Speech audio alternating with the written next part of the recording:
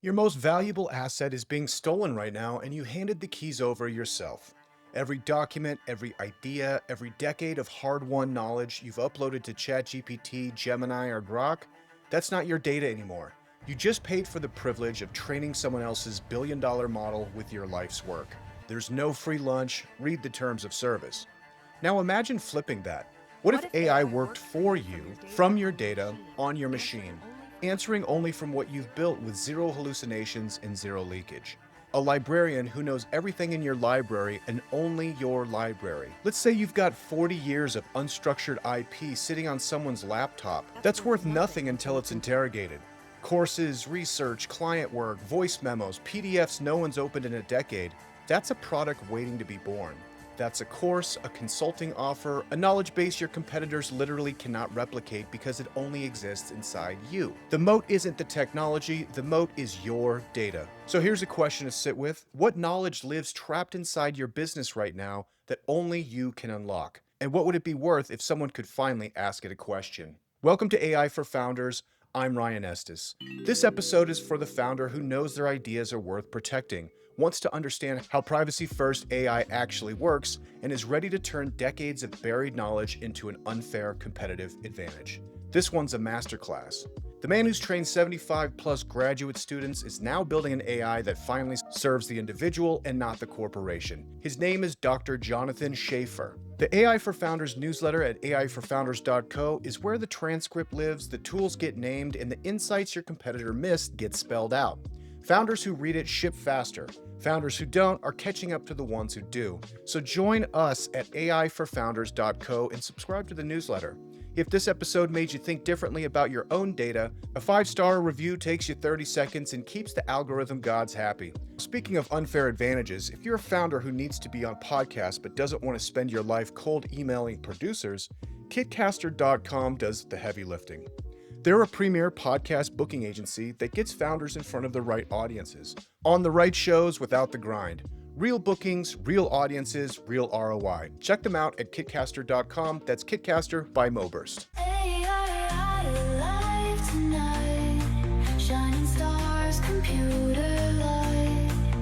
All right. Jonathan, welcome to the show. Thanks for joining me.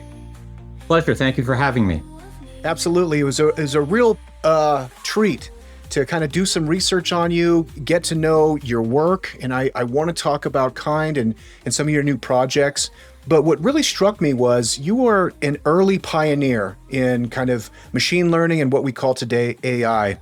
So maybe give us an introduction to your career and kind of the steps that's brought you to this point. The introduction to my career was very simple. I got turned on to computers when I was young, but I loved playing chess and I was a competitive chess player. And then one day I decided, hey, it should be easy to write a computer program to play chess. Well, that was in the late 1970s. I apologize, I'm just dating myself right now. And of course, it turned out to be much harder than I thought. And in many ways, it's inspired me for the rest of my career because I've been able to combine my passion for games and playing games with my passion for computing science. And it's led to a wonderful career. It's serendipitous too, because I mean, chess became kind of a benchmark for compute, right? It was. And interestingly enough, this week is the 30th anniversary of Deep Blue playing Garry Kasparov in the first match that they had in 1996 when Deep Blue shocked the world champion Garry Kasparov and won the first game of the match. So this week happens to be a milestone of from history. Amazing. Do you still play? With a new company, playing game? No, not possible. Not possible at all. Yeah, I chess.com for a while. I was absolutely hooked, and playing 7 chess games at the same time is kind of a blast, I learned a bunch about the sport. I love chess.com. Again, I just wish there was more time. And once my company makes its first $1 billion, I'll go back to playing more chess. Let's talk about that. Let's talk about your company and your current project. Give us a kind of a high view introduction to, and I believe it's Sincera. And the product kind. So I've been in the AI business a long time, and I've seen feast and famine, high and lows, AI winters and AI bonanzas. And over the decades, what has been accomplished in AI is amazing. In the past decade, 15 years, it's just been accelerating. In the last 2 to 3 years, it's been phenomenal. But along with the good comes the bad. There is so much potential for AI to do really good things for humanity. And I get very distressed when I pick up media and I see media stories talking about the negativity of AI. AI is going to take over the world. AI is going to take away jobs. AI is hallucinating or it's lying. AI data centers that are environmental impact. We can go on and on and on. And the message about AI and what it can do gets lost. There was a period of a few years where I gave a lot of public talks about AI, and people loved them. But when they started asking the questions, they were all about the negativity of AI and not about the positivity. How is AI going to transform the world? How is it going to make my life better? Nobody talked about that. They always talked about the negativity. And when we talk about the last 3 years, and it's really only been 3.5 years, I guess, since ChatGPT exploded on the scene in November 9th, 2022, that the conversation has changed, and the types of things that people are talking about AI are different, like hallucinations. And I've been working since 2017 on an idea for a product about taking AI and making it more personal, bringing it to the individual and allowing them to realize some of the benefits of AI. When I talked to people, they were afraid to use AI. They didn't understand it. They didn't want to get accounts, like to go online and create an account with an LLM provider. They'd heard about hallucinations. They'd heard about AI plagiarizing data, training on your data. They didn't want anything to do with it. And I thought we really need to take something, bring it down to the individual level so that in some way we can allow people to benefit from AI in a risk free way, a friendly way that allows them the benefits without the disadvantages. And that's been how Kind has evolved. Although the idea started in 2017, we only started building it in 2021. And so it's taken me a long time to get to this point where the product has evolved to the point where we have something that I'm actually very, very proud of. And it launched in the marketplace last week.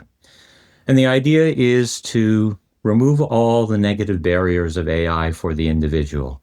So I'd like to call it a kinder form of AI because we've abstracted away the negativity. It works on your data, on your computer.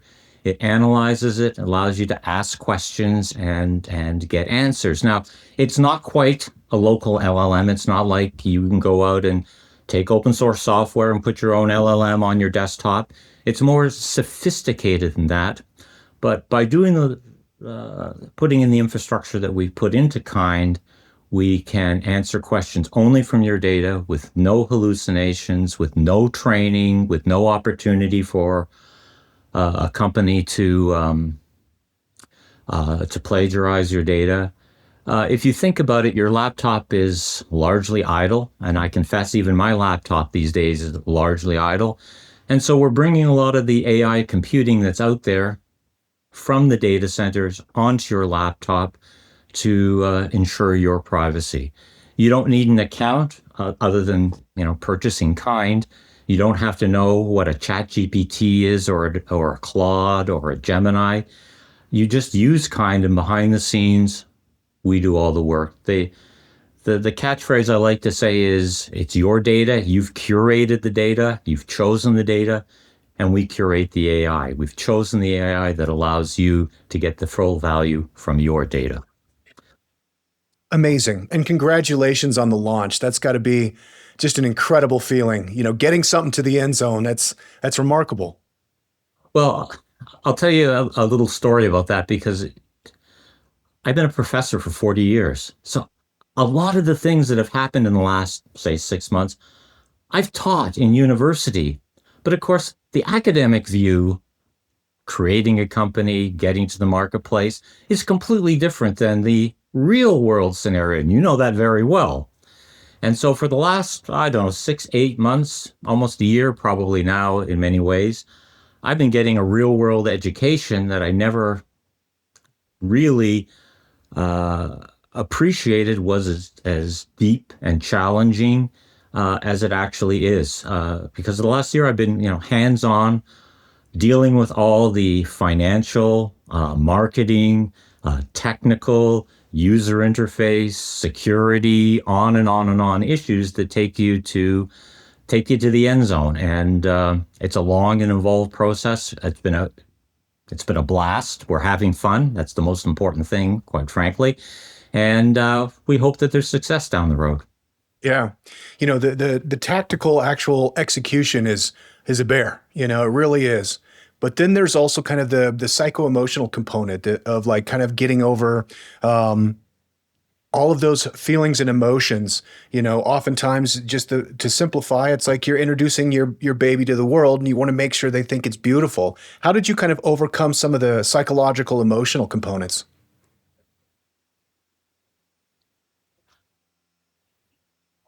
I've had to deal with those issues with a lot of my research and some previous companies that I either worked with or helped found. And so this wasn't my first time around. And for me, it wasn't that hard because of my experience. I could wall it off. I could be almost dispassionate about it, which probably was a bad thing to do because you sort of pent up all the actual emotions which are inside, but got to keep this cool, even keel, unemotional facade and just plow through all the things and get them done. When in fact, of course, inside, although nobody except my wife might see it, is the turmoil and the elation that goes with starting a new company. Yeah. Yeah. Was there any, you use any particular techniques? You like going for walks? Are you a gym guy? Like, how did you get out some of that angst? Wow, man, you read my mind. I do two things. One is I go to the gym every second day, and I find that incredibly good for just clearing the mind and just venting frustration. As I like to get things done, and I want them done. When I want them done, I want them done now. I want them done efficiently. I want them done right. And when you're dealing with the real world, these things don't happen sometimes. So the gym is just a great place to let off my frustration because I don't want to take it out on people. I'll take it out on the exercise equipment or running outside, whatever it takes to just let it off. And the second is thing, which is much more contemplative, is um, the gym allows me to release energy, but taking the dog for walks allows me to regain energy. It's relaxing, it's therapeutic, the mind gets calmed. And when you come back from that experience, especially because for the dog, it's like the highlight of the day, it's the most exciting thing, especially if there's a bit of running involved in it, is I find it inspiring for me and uplifting and puts me in exactly the right mood for me to move on to my next business related task. I love it. I'm exactly the same way. It's wild how like the different exercises elicit different emotions, and sometimes that calm feeling is really fits the bill, but other times you want that charge. Lifting weights for me, especially heavyweight, it's like I just feel great. It's an elixir of joy and enthusiasm. It's incredible. Now, I want to talk a little bit about kind. And particularly, it sounds like you're addressing some pretty significant objections. And privacy seems to be the central one. That maybe I would use Grok, but I don't want Elon Musk knowing all my most intimate details. So you create an LLM that works locally on your machine and is not trained by your data, but rather informed by your data. Talk a little bit about the inputs that they're actually it's using, and maybe some use cases that people could get to know kind of a little bit. Hey, thank you for that question. I have a massive amount of data on my laptop, and it's all over the map. It's my life as a teacher. It's my life as a researcher. It's my life as well, going back as a chess player. I'm actually a collector. I also have lots of information about my family, and it's all there. And some of it's been gathered for years, decades. I don't even know what's there anymore. But what kind does is it allows you to create a collection. And what it is just a subset of your file. So I can create a collection, for example, for um, my family. And into that, I can drag and drop all the files to do with my family, pictures, documents, even have a few videos, things like that. And now I have this one data entity, which is a subset of what's on my laptop, but it's all about my family. And when you put those files into Kind, it does this one-time analysis of the files. It does a deep AI analysis and saves all that information on your laptop. And now you can ask questions and do things with it. So I can extract information about my family history. And I find things that I just didn't know. I mean, the data's there, but I've never gone through it. Yeah.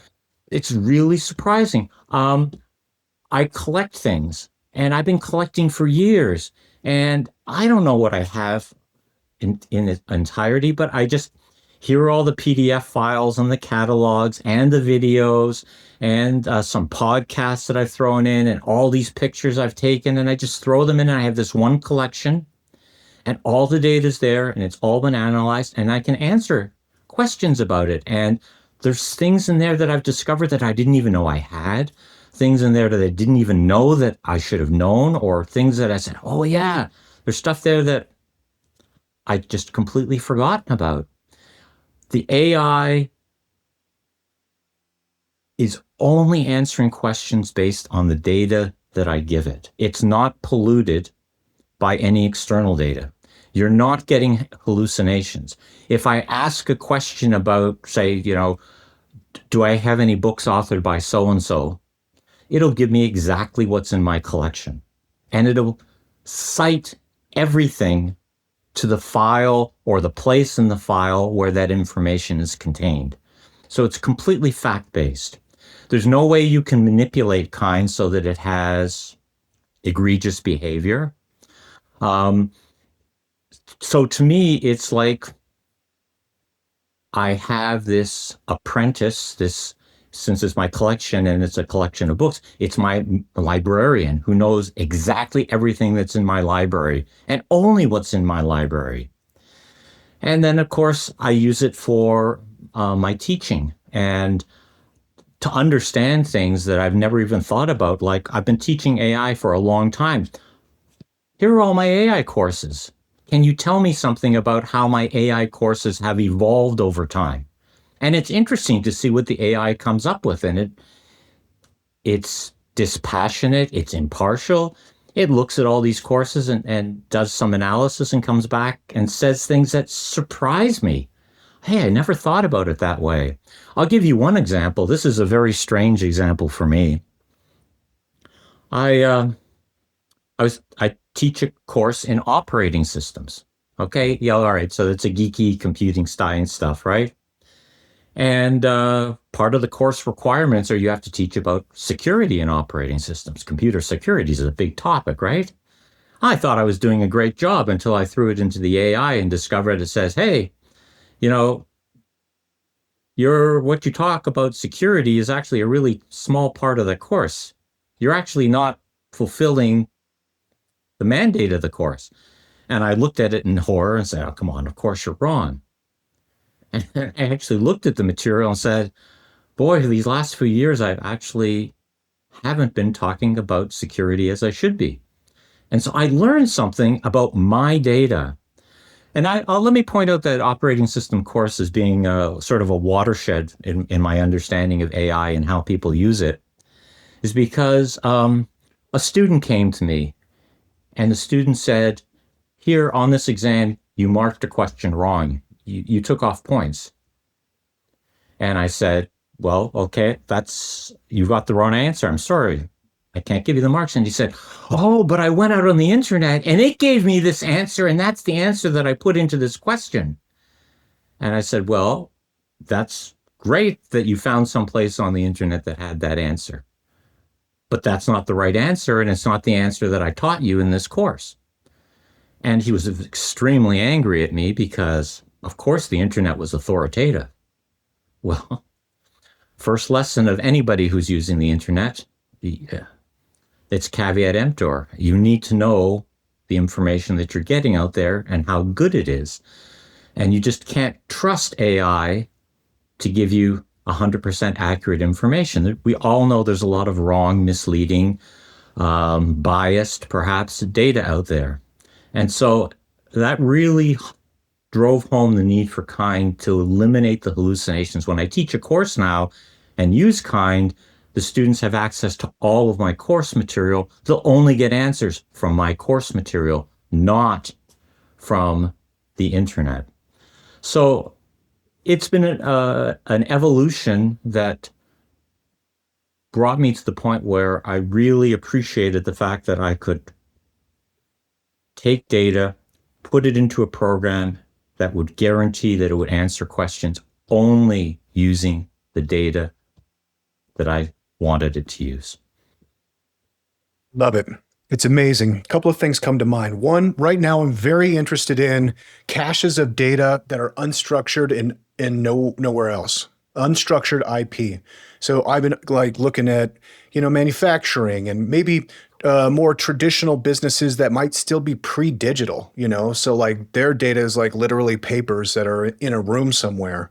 I feel like the potential to create products and revenue around that is extraordinary. Now, what I'm thinking about is, what about the unstructured IP that everybody has, which is your 40 years of your career that's locked inside your laptop that now you're adding structure to. You can arrange that data and nobody else has it. So, for you, I can't help myself looking for revenue opportunities, but if you wanted to do online courses, you could like literally talk to your data with 40 years of history, what worked, what didn't, what did students really like, what's the core of what I'm trying to get at, and start to arrange products like that.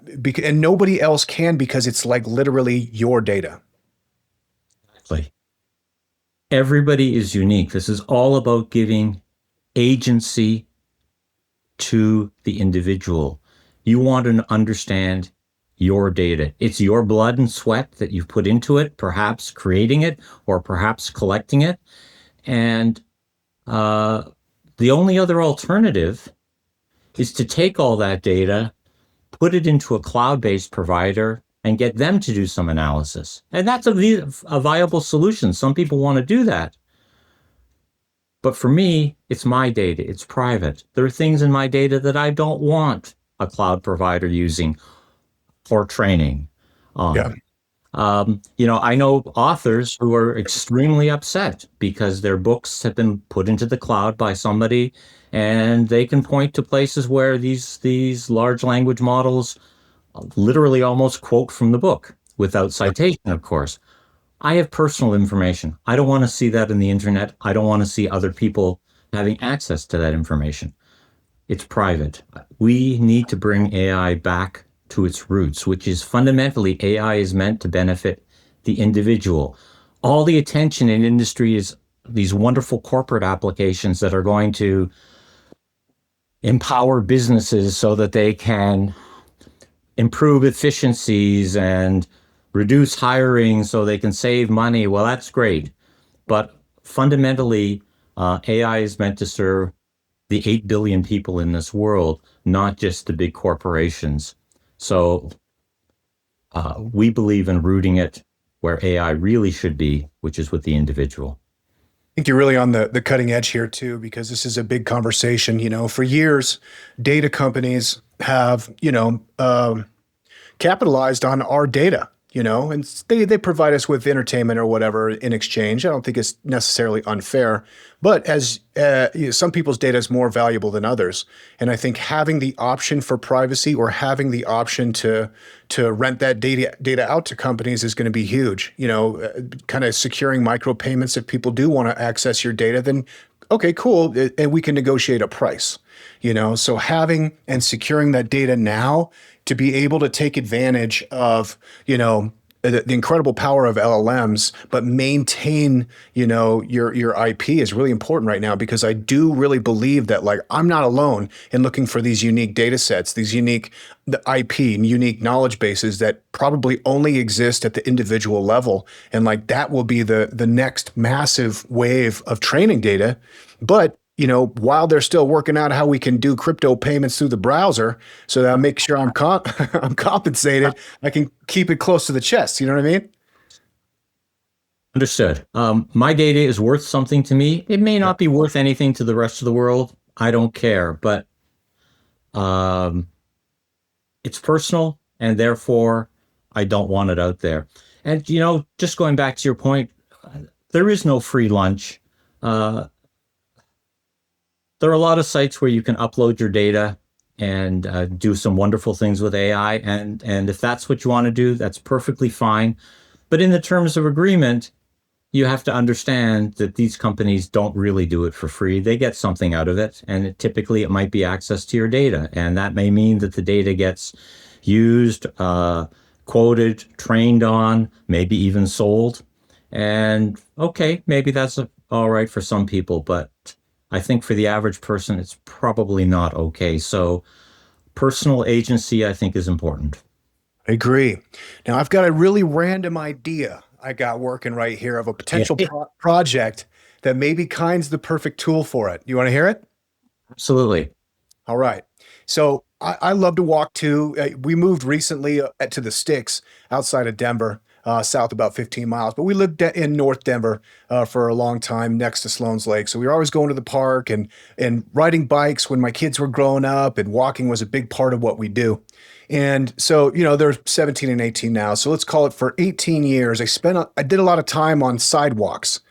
And in that time, I kind of became obsessed with the concrete men of the old dusty Denver, maybe for the last, in some cases, 100 years, because just about every antique sidewalk in Denver has a concrete stamp, and it has the date and it has their name.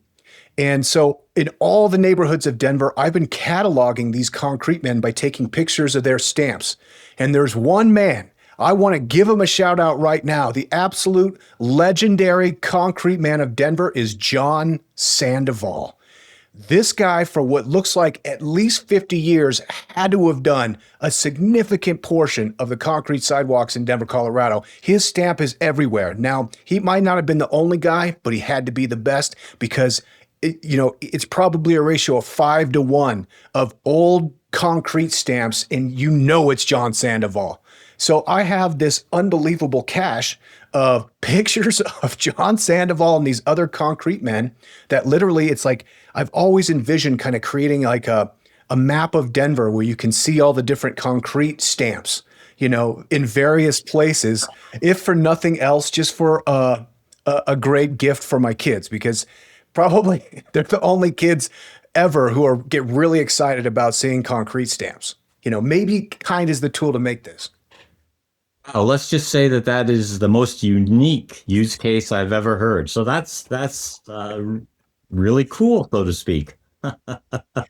Yeah, and now everywhere I go, I'm like eyeballing for those concrete stamps. Not even in Denver. I'm like, oh, I wonder if they got a John Sandoval in San Diego. You know? The interesting thing, though, you're taking pictures of all of these, right? Yeah, so it's got the metadata, right?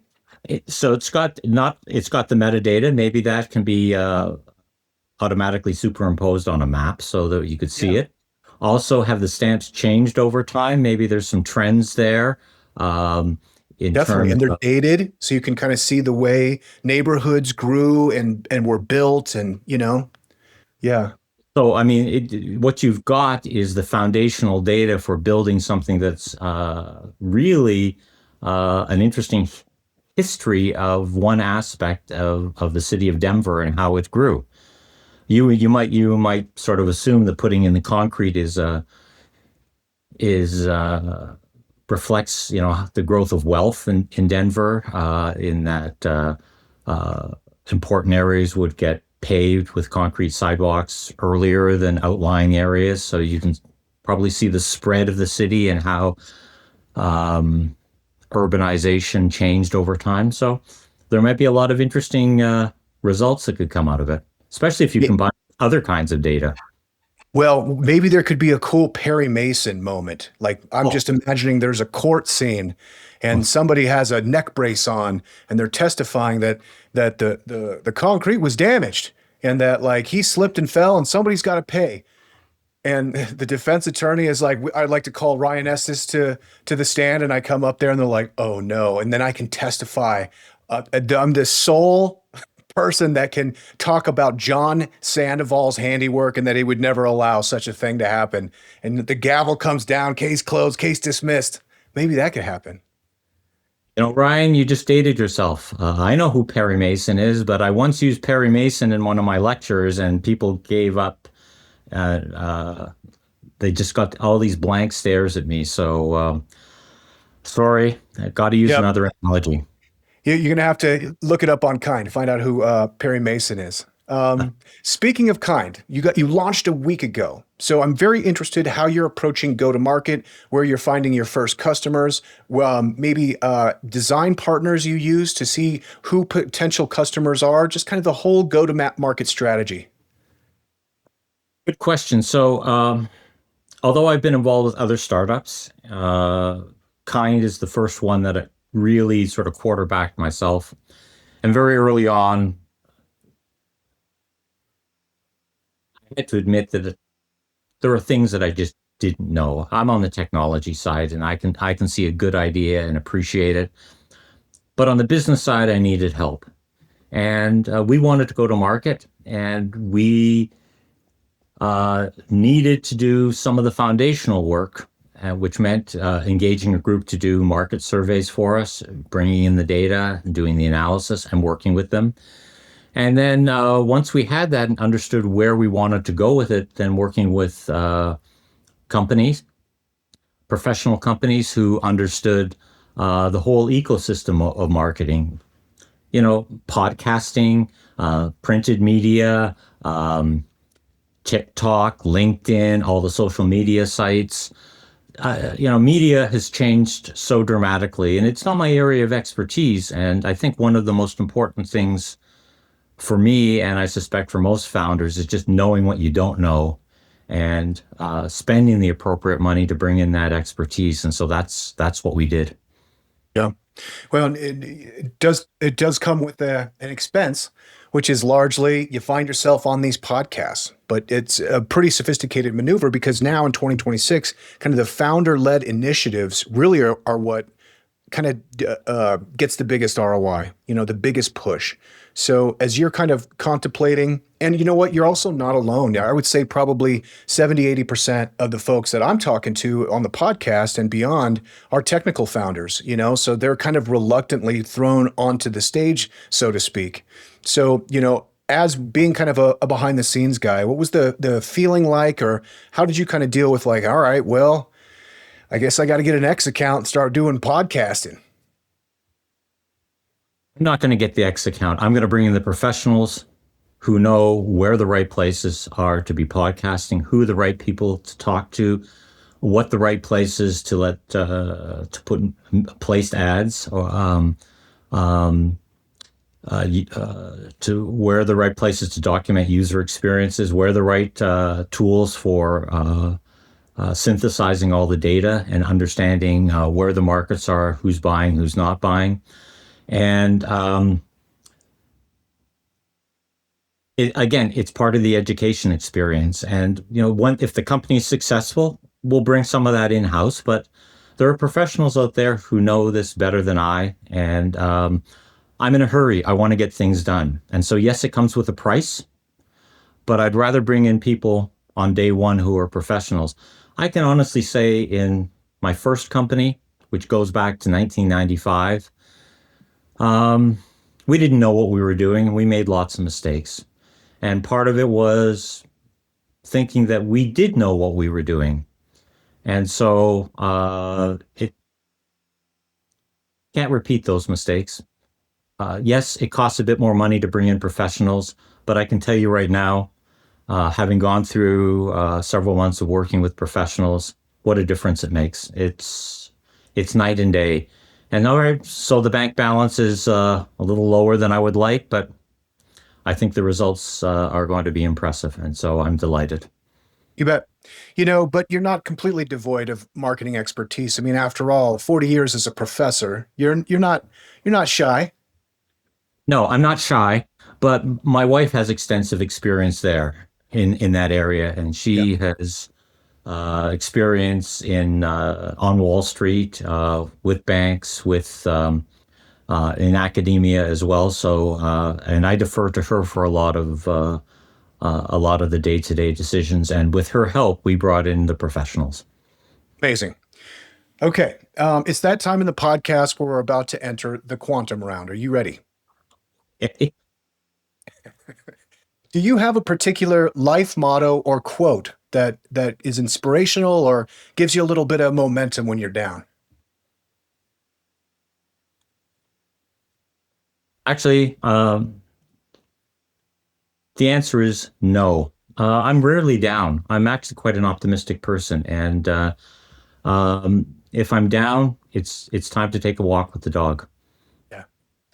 Yeah. Dogs are like joy dispensaries, right?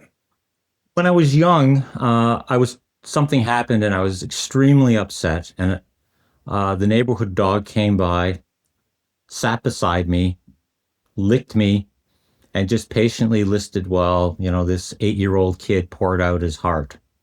And so ever since then, whenever I'm down, just need a good dog or a cat to talk to. Dogs are much better than cats, by the way, and that's what gets me through. Amazing. I'm a cat guy, so I take that highly personal. But Uh, we cats we are we have two. cats are cheering you up. At least not mine. Lifetime of academia. If you were entering college today as a freshman, what would you study? Oh, wow, that's a tough one. Um, if you'd asked me a few years ago, I would have said computer science, just Yeah. because it was so exciting and so much fun. I think computing science is in flux right now, and I don't know where it's going to go. There will still be a need for computing professionals, but uh, the education I received, I think, is changing dramatically. Um, if I was going to school right now, I would want to go into archaeology. Yeah.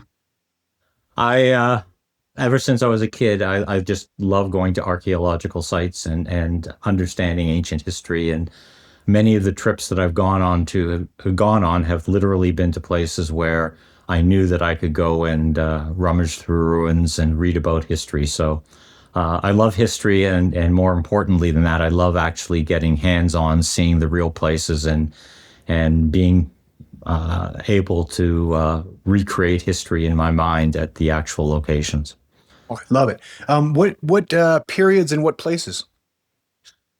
Well, interestingly enough, a variety. I've certainly been to Italy and Greece and the Middle East, and the Middle East is amazing because there's just so much there and so much history. But I'm from Canada, and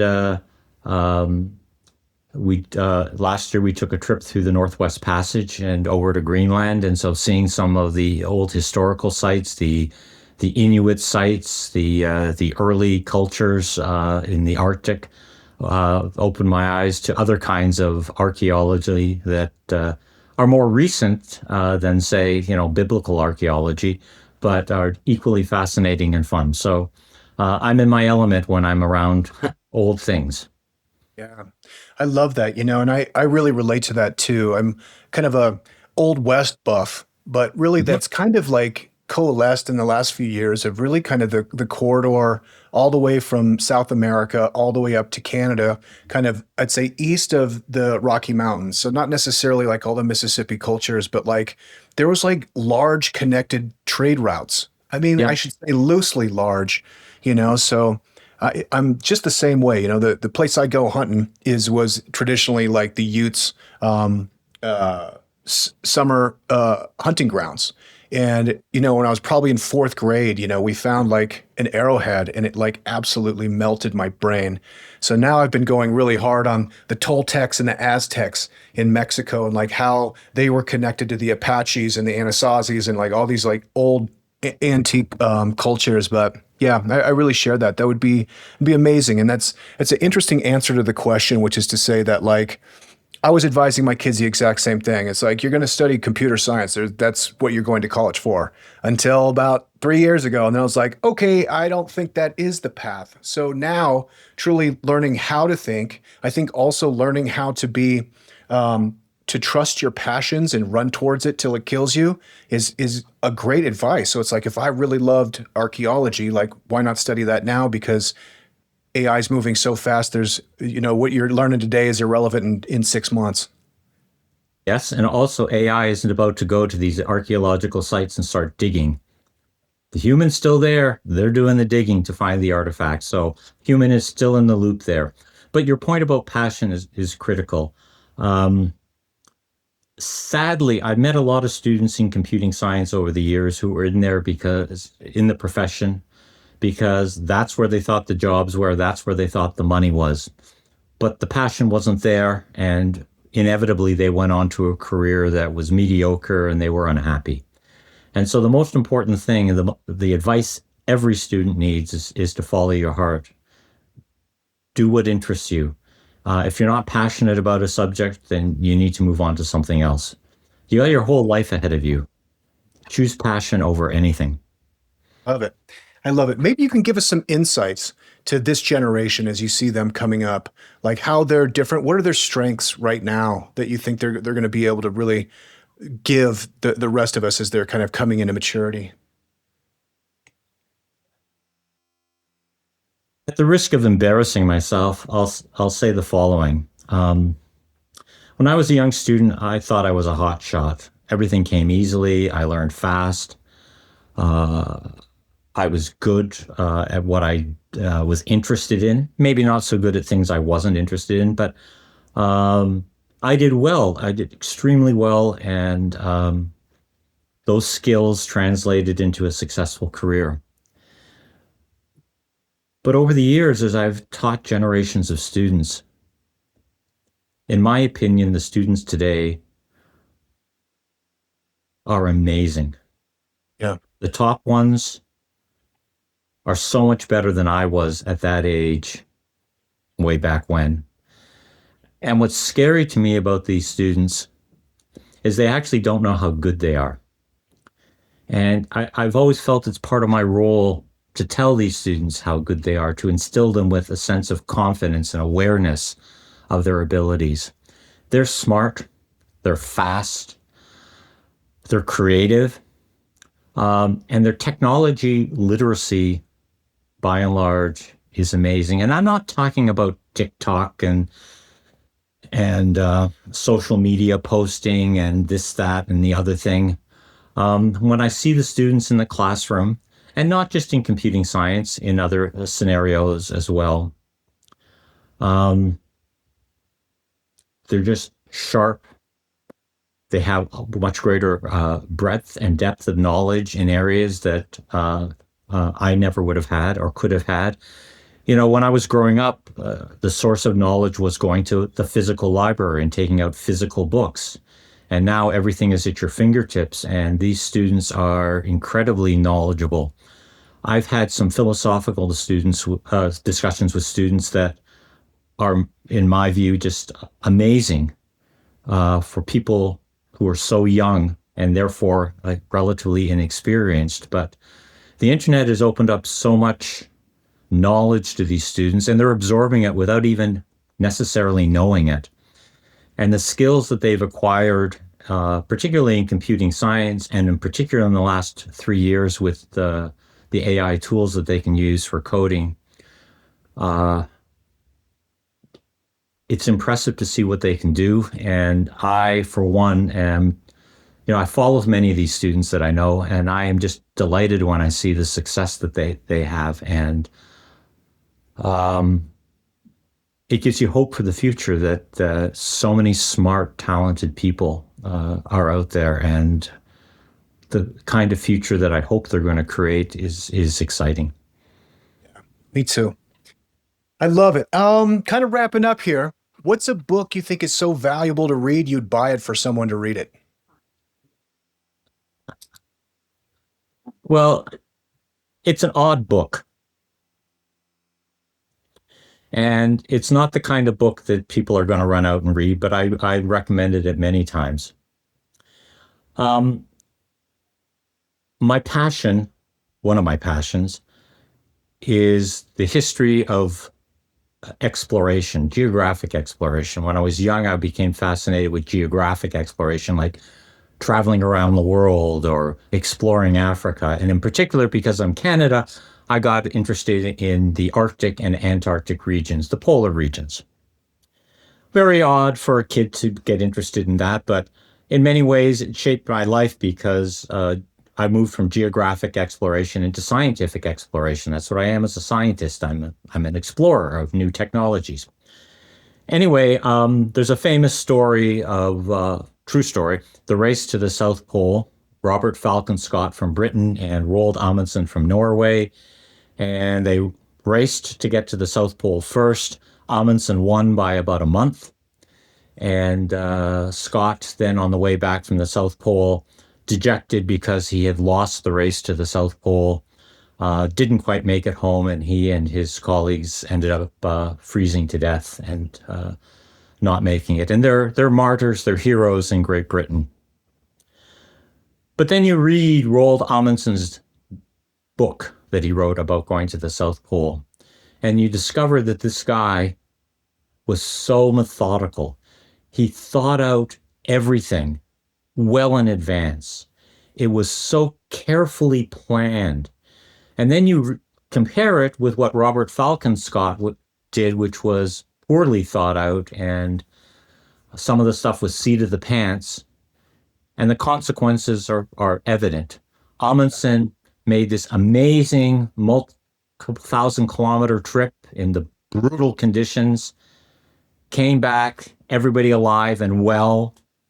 Scott goes there, terrible deprivations and ultimately death.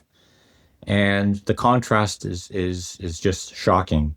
Anyway, the book I recommend is The South Pole by Roald Amundsen. It's an understated book, but when you read it through, you just see how somebody just because of who he is and understanding the risks and dangers that he's about to undertake, just thinks through every possible scenario, plans in advance, and the end result is he has a completely problem-free, effortless, yet extremely dangerous trip to the South Pole and back. It's an amazing accomplishment, and it's a model of how you should tackle many things in life, like business. It all comes down to preparation, and it's a brilliant book on teaching you the lessons of how to prepare for anything that involves lots of risk. Incredible. I got to check it out. Those so early mountaineers are, when I'm, freezing and cold with Gore-Tex and goose down and, leather boots that are bulletproof, I always think of those guys doing it in cotton and, denim. What an incredible book. I'll definitely have to check that out. Jonathan, this has been absolutely extraordinary. I'm very grateful for your time. If people want to check out, and I insist they do, it's Synsira, Sincera.com will take you to Correct. Kind. I will link it in the show notes so you can click there and check out the product. Congratulations on your launch. If people want to connect with you online, what's the best place that they can do that? Just email me, Jonathan at Sincera.com. That's it. We'll make sure that's in the show notes as well. Jonathan, thanks so much for joining me. Thank you, Ryan. It was a real pleasure talking to you.